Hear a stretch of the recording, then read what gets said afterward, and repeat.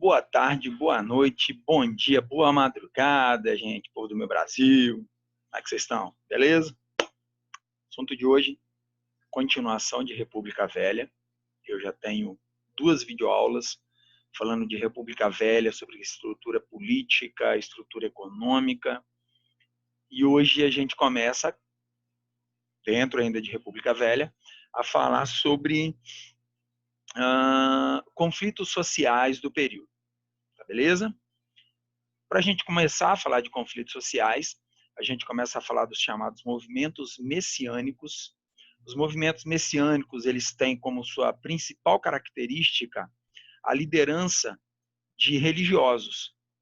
Messiânicos porque dá uma conotação meio que de messias, enviados de Deus, que foram enviados para liderar um movimento, para salvar um grupo, uma população, blá, blá, blá. Por isso, movimentos messiânicos. Seus líderes, via de regra, eram líderes religiosos, certo?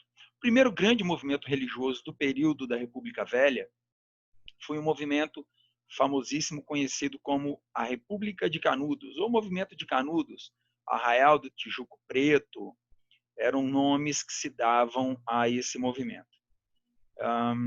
Aconteceu na região do Nordeste brasileiro, e o líder desse movimento foi um indivíduo chamado Antônio Conselheiro. Antônio Conselheiro, ele era um pregador, ele caminhava, ele perambulava pelo interior do agreste nordestino, Bahia e outras regiões mais, pregando a palavra, né? Pregando e defendendo um reino dos 1000 anos, defendendo uma sociedade pautada e baseada na fé de Cristo, blá, blá, blá, blá, blá. E ao longo dos anos de 1890, 1894, 1895, ele foi conseguindo um grande número de adeptos, um grande número de seguidores, um número tão significativo que chega a assustar principalmente os coronéis, os grandes líderes da região. Rodrigo, por que esse indivíduo, pregando e usando a palavra de Deus, ele consegue tantos adeptos assim? Bom, a religião sempre foi um aglutinador de pessoas, principalmente das pessoas que estão desesperadas, desamparadas. E essas pessoas que seguem o conselheiro, elas são pessoas que viviam em uma miséria crônica na região nordestina, intensificada e causada pela péssima distribuição de renda, que é uma característica que a gente já tem até os dias de hoje, né? O descaso do governo com o trabalhador rural, que ainda, se a gente for colocar na ponta do lápis, os trabalhadores rurais, eles ainda vivem muito à margem do que poderia ser dado a eles. A seca que assola a região historicamente, o aumento acelerado dos impostos no início da República Velha para tentar salvar a economia do Brasil, para tentar pagar as dívidas brasileiras, né, e etc, etc, etc e tal. E um ponto que Antônio Conselheiro batia muito na tecla: quando você proclama a república, você separa até a monarquia, durante o Império, a religião e a política, elas caminhavam juntas. O Brasil era um estado católico. Era um estado católico. Quando você tem a proclamação da república, eles separam isso. Estado está de um lado, religião é do outro. E o Brasil se torna um estado laico. Então, Antônio Conselheiro, ele batia muito nisso. Ele dizia que o Brasil tinha que voltar ao catolicismo, tinha que ter uma monarquia celeste. Alguns, inclusive, acusavam Antônio Conselheiro de ser um defensor do sistema monárquico e de que ele defenderia o retorno do imperador, o retorno da monarquia. E aí ele consegue, então, com que um grande número de camponeses começassem a segui-lo, e ele vai fundar um arraial. O arraial é uma vilazinha, uma cidadezinha, que vai ficar em uma área conhecida como Belo Monte, que era uma antiga fazenda abandonada às margens de um rio, chamado Rio Vaza Barris. E esse arraial do Belo Monte vai, no futuro, dar origem ao chamado Arraial de Canudos. Sua localização era o interior da Bahia. Esse Arraial de Canudos, segundo fontes oficiais, esse Arraial de Canudos, ele chegou a contar com aproximadamente 20 mil indivíduos vivendo dentro deles. E esse arraial ele se torna uma preocupação para a República. Uma preocupação para a República porque, primeiro, ele se torna um Estado paralelo, onde dentro dele não são as leis do Estado que prevalecem, mas sim as leis de conselheiro. Né? Um outro problema do Arraial de Canudos é que muitos desses seguidores de conselheiro eram camponeses que trabalhavam para os grandes latifundiários. E aí eles começam a abandonar as fazendas, eles eram mão de obra barata, mão de obra excedente, eles começam a abandonar as fazendas para seguir Antônio Conselheiro, o que causa um problema para o período muito grande. Por que causa um problema muito grande? Porque à medida que a mão de obra ela começa a ficar escassa, os coronéis eles vão ter que começar a pagar mais caro. E aí você tem um aumento do custo da mão de obra. Então isso não é bom para esses grandes coronéis, para os senhores da região. Né? Um outro problema é que vai atacar também a igreja, porque esses seguidores de Antônio Conselheiro, eles pura e simplesmente param de pagar o dízimo. Eles deixam de seguir a igreja instituída e passam a seguir o Antônio Conselheiro. E um problema direto também no viés econômico para o governo é que eles deixam de pagar os seus impostos, porque eles passam a viver nesse estado paralelo e a contribuição que eles dão é para Antônio Conselheiro. Esse arraial ele começa pequeno e ele vai crescendo, crescendo, crescendo. Durante um tempo ele vive em relativa paz com a região, tanto é que eles faziam comércio. No Arraial do Tijuco, para a gente ter uma noção, o Arraial do Tijuco ele era um arraial de cunho comunitário. Ninguém era dono de nada e todo mundo era dono de tudo. Tudo que se produzia lá era produzido de acordo com a necessidade de cada um. E aí eles produziam juntos e depois faziam a divisão de acordo com o que cada um precisava. E chegavam a fazer comércio com as áreas vizinhas. Só que ele vai crescer tanto, e aí o fluxo de pessoas para o Arraial de Canudos vai ser tão grande, que ele começa a despertar preocupação. Ele começa a despertar preocupação do governo republicano, dos coronéis, da igreja, e eles vão acabar se unindo contra o Arraial de Canudos. A ideia é a seguinte, meu Deus, e se outros arraiais, como Canudos, começarem a surgir pelo Brasil afora? O que a gente vai fazer? Né?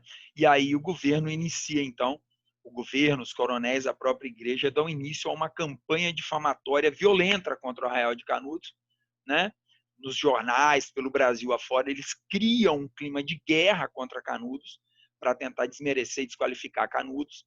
E o resultado disso, eles vão atacar Canudos com um total de 4 expedições militares. A primeira expedição vai ser derrotada pelos soldados de Antônio Conselheiro, a segunda vai ser derrotada, a terceira vai ser derrotada, a quarta expedição militar, com cerca de 6 mil soldados, vai cercar o Arraial de Canudos, vai bombardear o Arraial de Canudos e vai destruir completamente o Arraial de Canudos.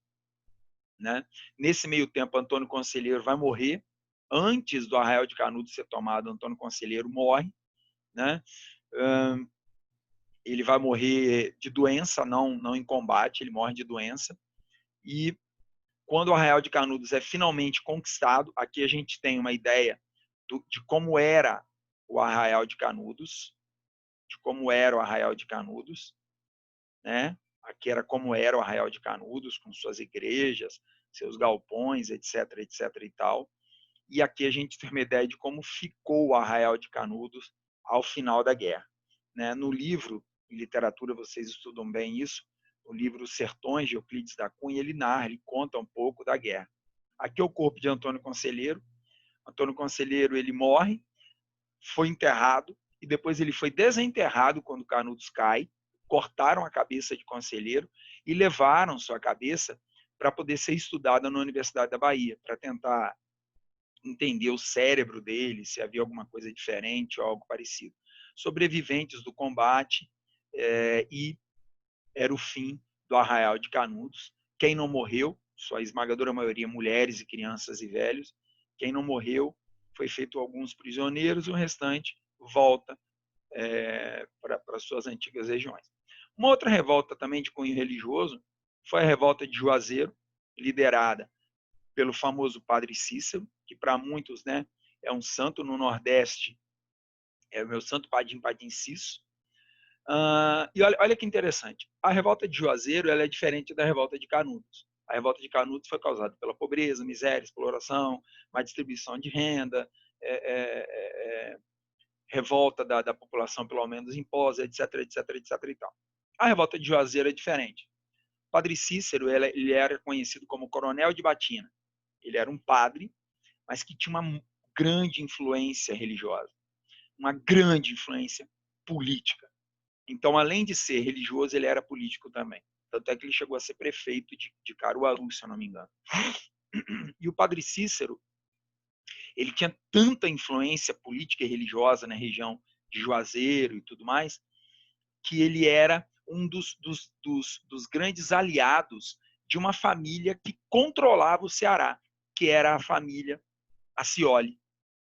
Só que a família Accioli, durante a campanha presidencial de 1910, entre Hermes da Fonseca e o Rui Barbosa, a família Accioli ela foi oposição a Hermes da Fonseca. E o Hermes da Fonseca venceu as eleições. Então, uma das práticas de Hermes da Fonseca, entre 1910 e 1914, uma das práticas de Hermes da Fonseca foi aplicar a chamada política das salvações. O que foi a política das salvações? O Hermes da Fonseca ele dizia que ele ia salvar o Brasil dos impostores, dos inimigos da pátria. Então, todo mundo que era contra o governo dele, ele atacou, ele tentou eliminar, ele tentou sabotar, ele tentou derrotar, tirar poder. E é aí que ele tenta tirar a família Accioli do controle do Ceará. Né? Ele vai destituir o governador do Ceará, que era aliado da família Accioli, e é nesse interim que o padre Cícero monta um exército, alegando que o que o Hermes da Fonseca estava fazendo era inconstitucional, era ilegal, e usando a religião e os seus seguidores, ele vai montar um exército, uma tropa, literalmente contra o Hermes da Fonseca. Tá? Ele forma um exército contra o Hermes da Fonseca. E ele vai ter tanto prestígio que o Hermes da Fonseca vai ficar até com medo de enfrentar e lutar contra o padre Cícero, por medo do que poderia acontecer. Né? No final das contas, o Hermes da Fonseca volta atrás, a família Accioli recupera o controle do Estado, do Ceará, e o padre Cícero continua com seu prestígio até os dias finais, né, da sua morte. Outro movimento messiânico também é a chamada Guerra do Contestado. A Guerra do Contestado, olha só, Canudos, Bahia, Guerra do Contestado, limite entre Santa Catarina e o Paraná. Vamos entender primeiro por que a palavra contestado. Por que esse termo, contestado? A Guerra do Contestado ela vai acontecer em uma região onde tanto a Bahia, onde tanto Santa Catarina quanto o Paraná reivindicavam para si. A região do Contestado ela ficava nessa região aqui. Ó. Isso aqui era a região do Contestado. Tá? Santa Catarina dizia que essa área era dela. O Paraná contestava e dizia que essa área era dele. Então, essa área acabou ficando abandonada, tanto por Paraná quanto por Santa Catarina e pelo próprio governo federal. Quem iria investir numa região como essa?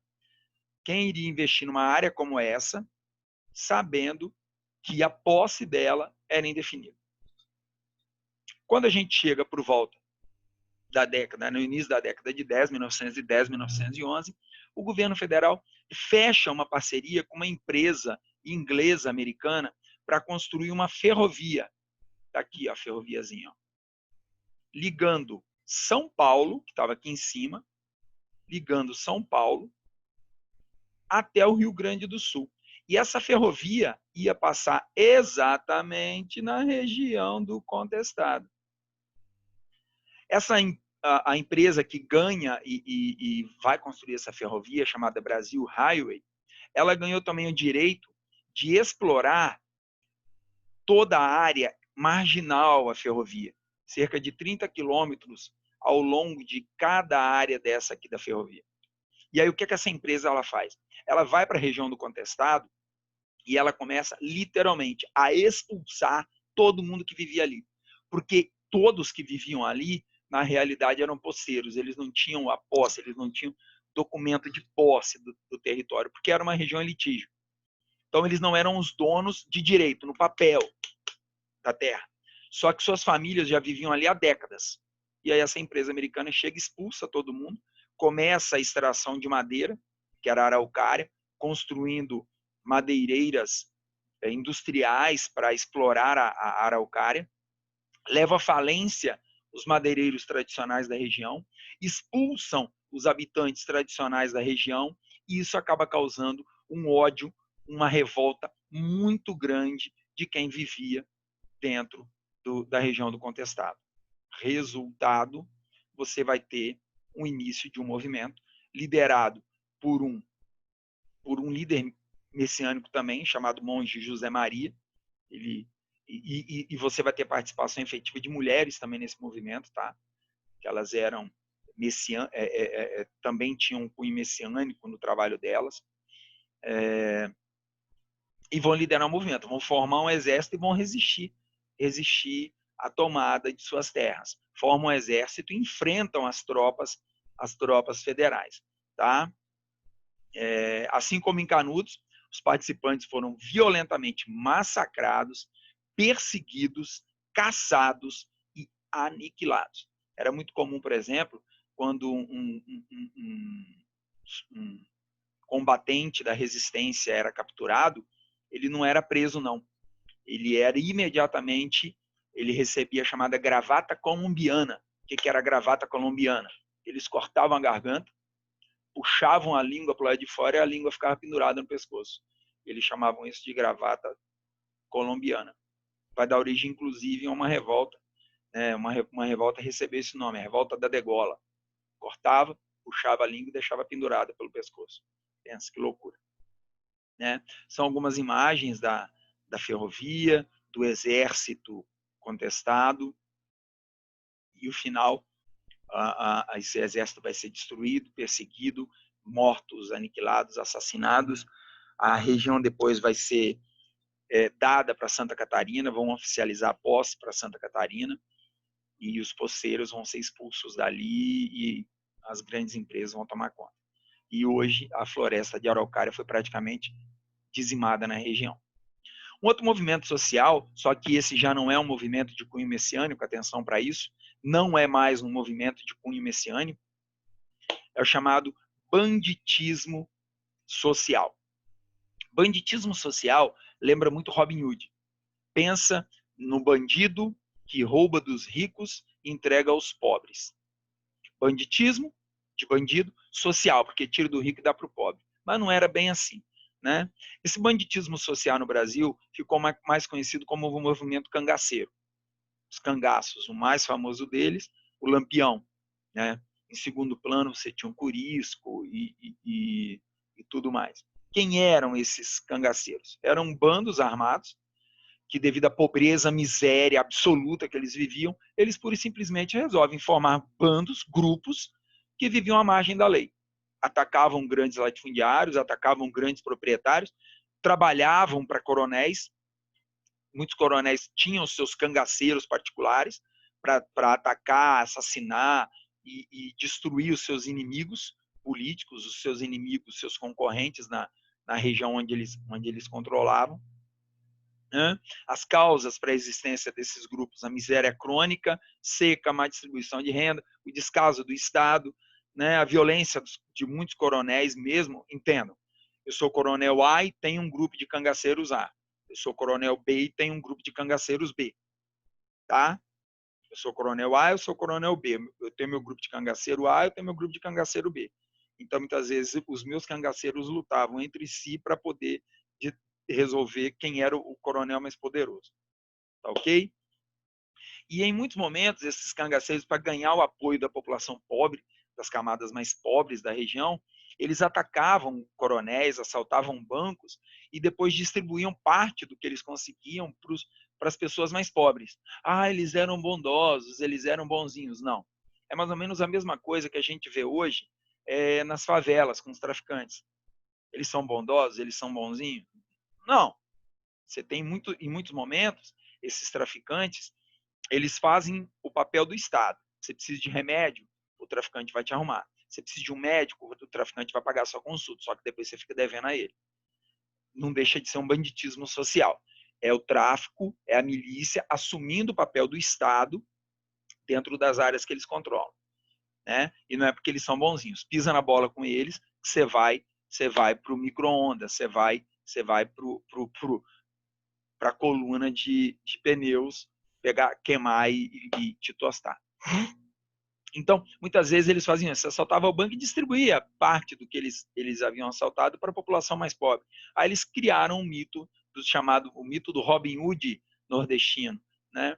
Mas eles eram de uma violência incrível. Lampião, por exemplo, existe uma lenda de que um dos seus cangaceiros ousou enfrentá-lo e ele obrigou o indivíduo a comer 5 quilos de sal. Ele obrigou e esse camarada teve que engolir 5 quilos de sal e morreu desidratado, porque o sal desidratou ele todo. De uma senhora que amaldiçoou, né, espraguejou o Lampião, ele ficou sabendo, e ele pôs essa senhora para dançar abraçada com um pé de caruaru, de cacto, cheio de espinho, e ela teve que abraçar aquilo ali, senão ele ia matar.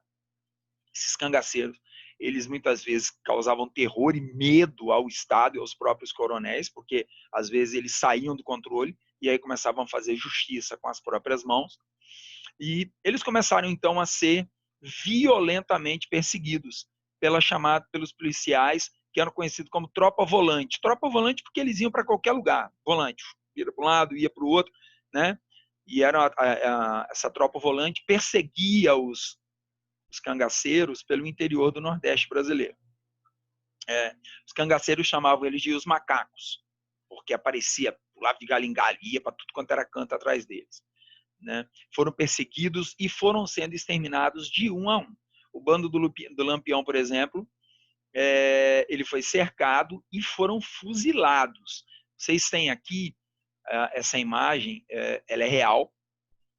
Ela é real. Eles assassinavam, né? Eles matavam os cangaceiros, cortavam suas cabeças e depois essas cabeças eram expostas nas praças das cidades do interior do Nordeste brasileiro como um aviso. Olha, ao fim dos cangaceiros, qual é?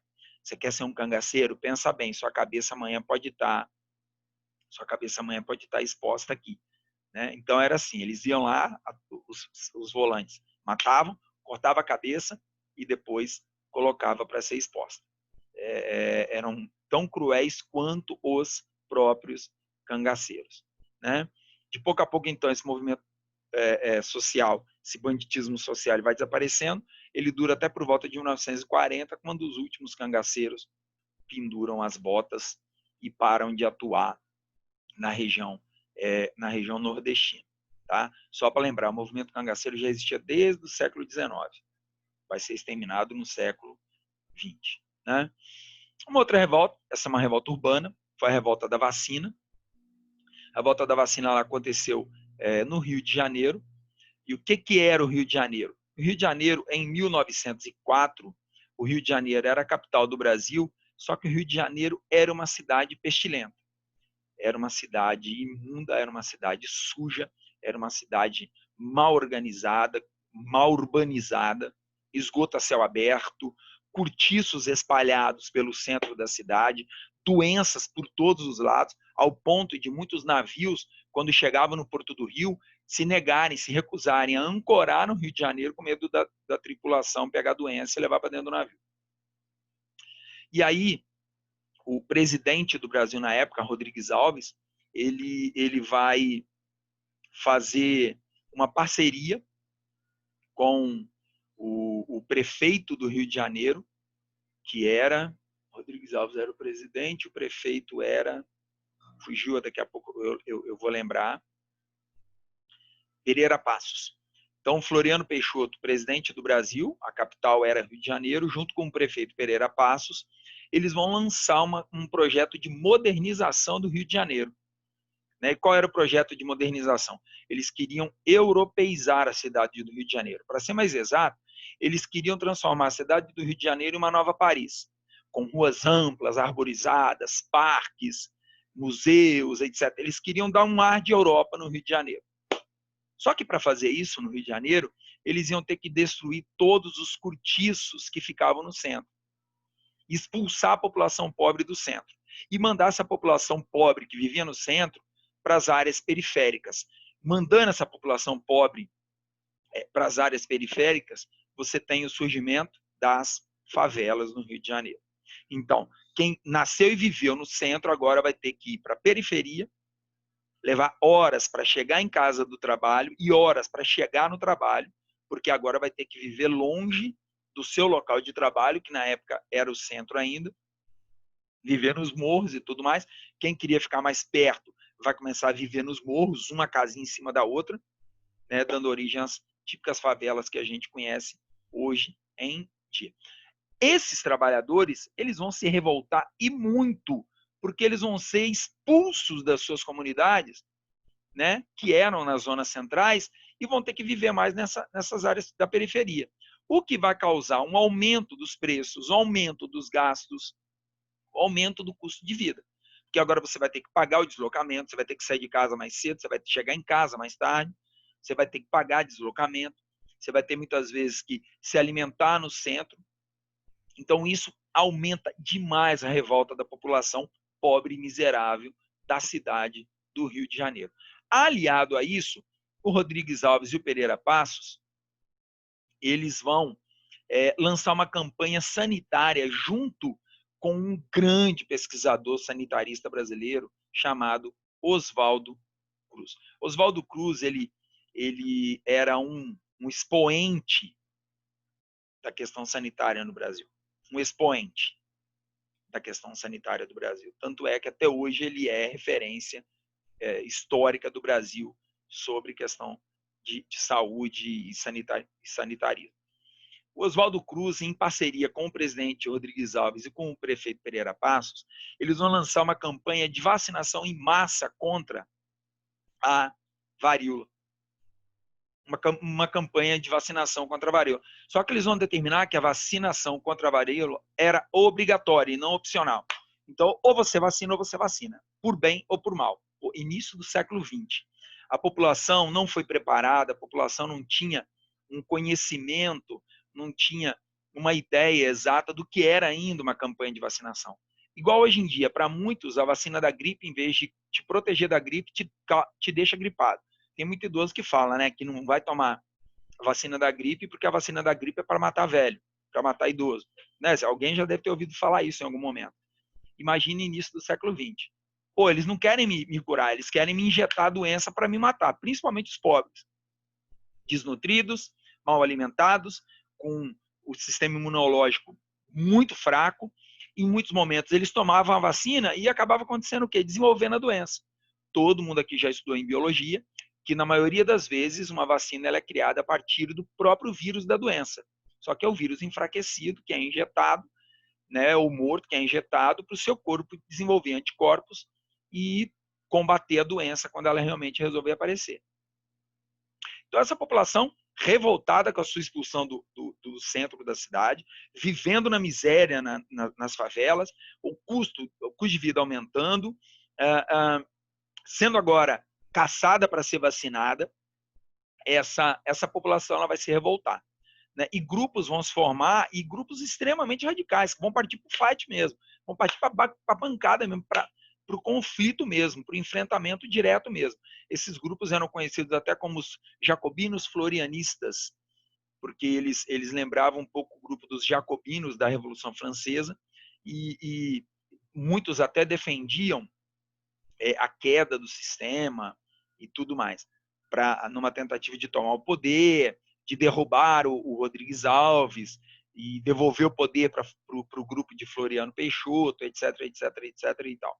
O governo vai repreender, o governo vai, primeira coisa, ele vai suspender a vacinação obrigatória, né? Ele suspende a vacinação obrigatória, faz toda uma campanha de conscientização e aí a revolta da vacina, então, vai ser controlada sem maiores consequências.